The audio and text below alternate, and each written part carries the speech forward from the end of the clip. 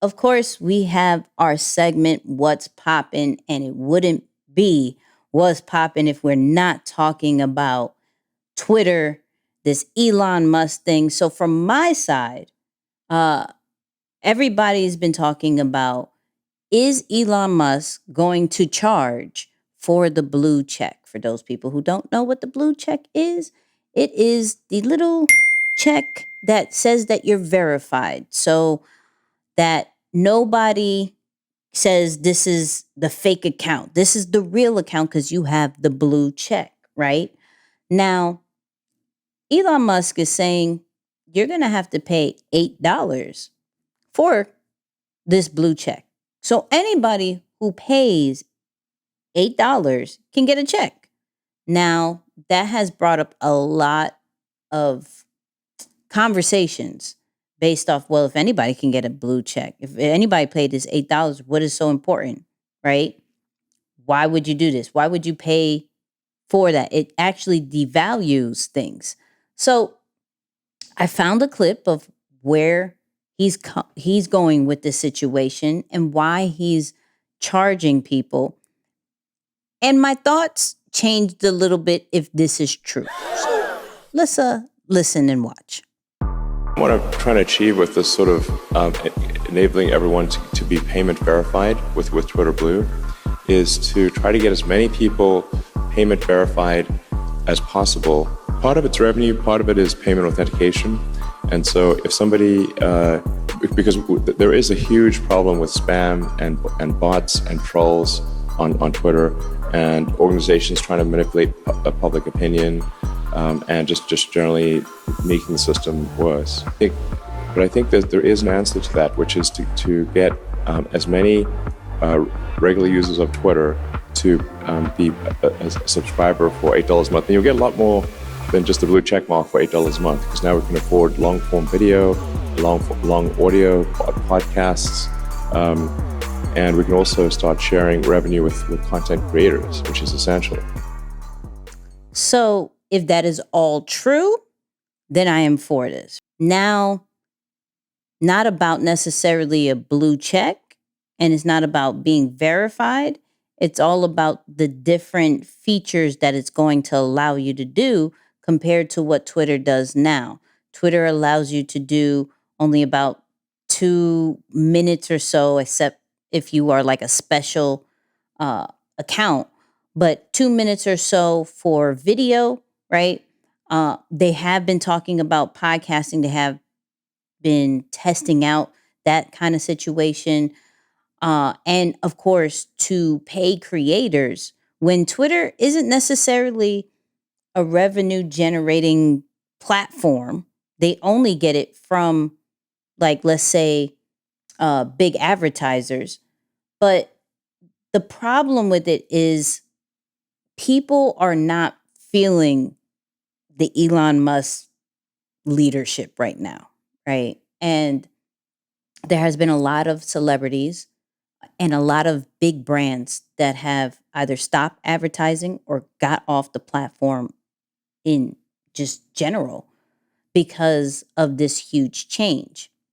Now, like I said, if this $8 for Twitter Blue, because right now Twitter Blue's I think about $4.99, and it allows you to edit your tweets and some other features, but nothing compared to what Elon was talking about. If the $8 allows you to have these different features and actually gets rid of the need of being verified, right? And I see the pros and cons of being verified, right?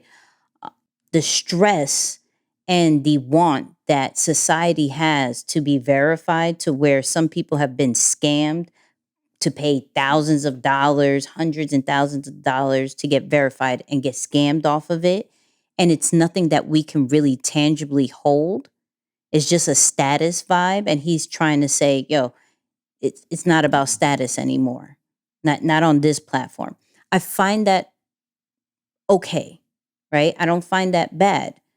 Now, there does need to be kind of a way to, like, show the difference between all these fake stuff and the real account. If he's saying, well, the fake accounts are not going to pay $8, I'm not sure if that's all the way true, right? Like, I feel like a random person, a random catfish, can go buy Twitter Blue and call themselves Nikki Saunders, and now there's two Nikki. You don't even know who's who, right? So I think there's some good, and then there's some huge concerns about this new Twitter Blue policy.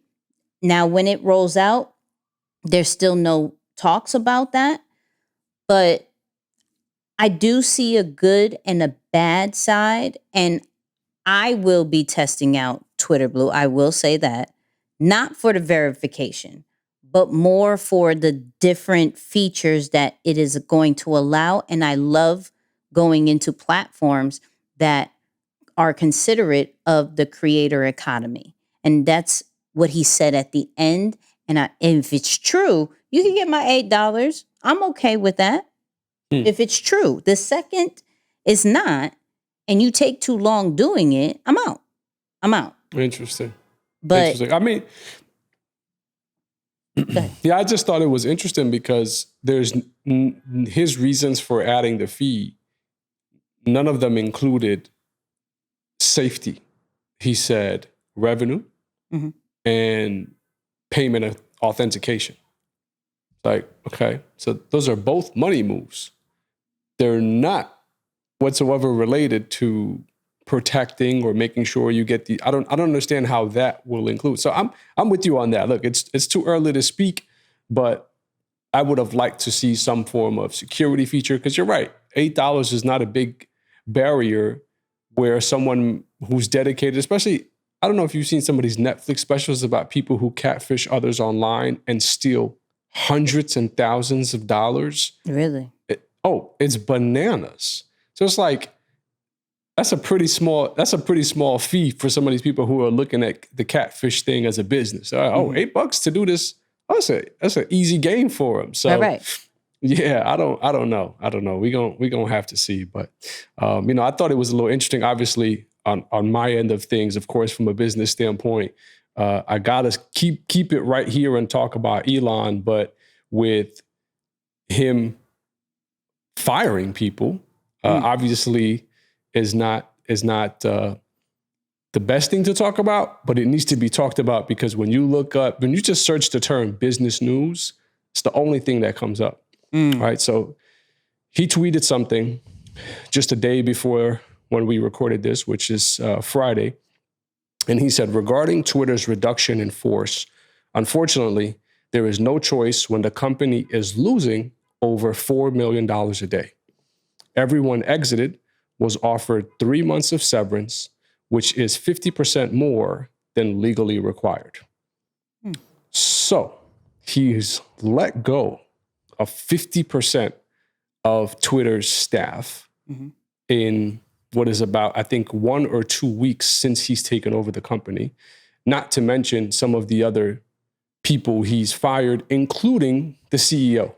So he is letting people go left and right. Literally left and right.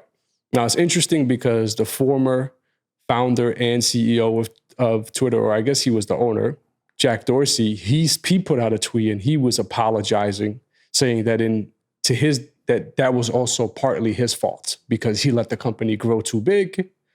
And I don't understand where he's going with that. But anyways, as this stands, look, I think it's never easy when you have to let people go in the business, right? Obviously, you're talking about people's lives literally having to change in a blink of an eye, especially when you work for a company like Twitter. Obviously, you probably hang your hat on such an accomplishment. But anytime people have to go in a business, that's not a good thing.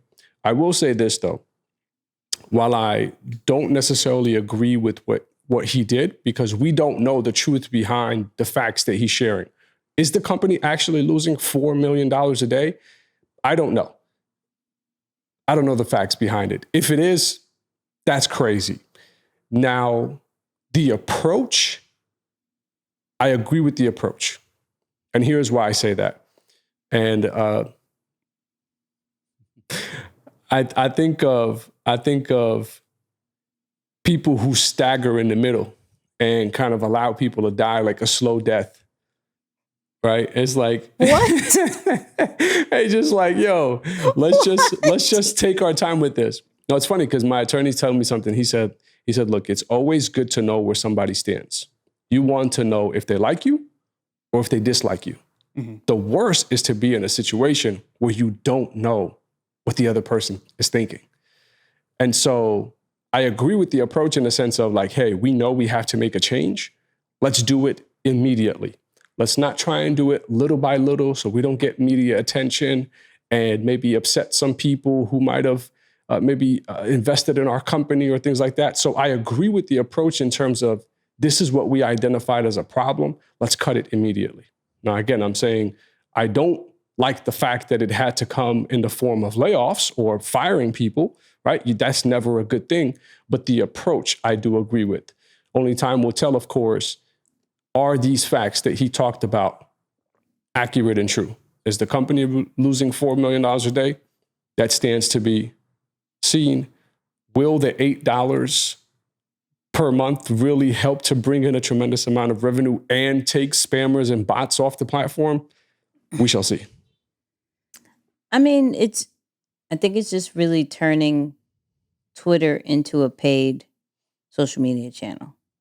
That's really all it is. If there's all these free platforms, you come over to Twitter, you're paying for it now. That's all he's turning it into.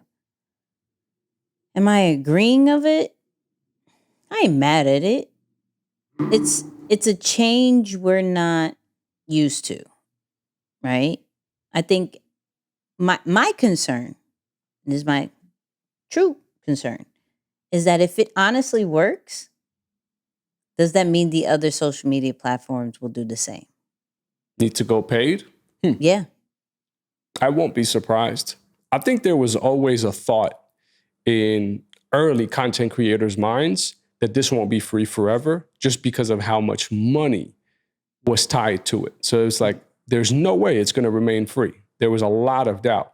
And I think the fact that big platforms like Facebook, Instagram, even TikTok are completely free, it is a bit bananas. We'll see what happens. We shall see.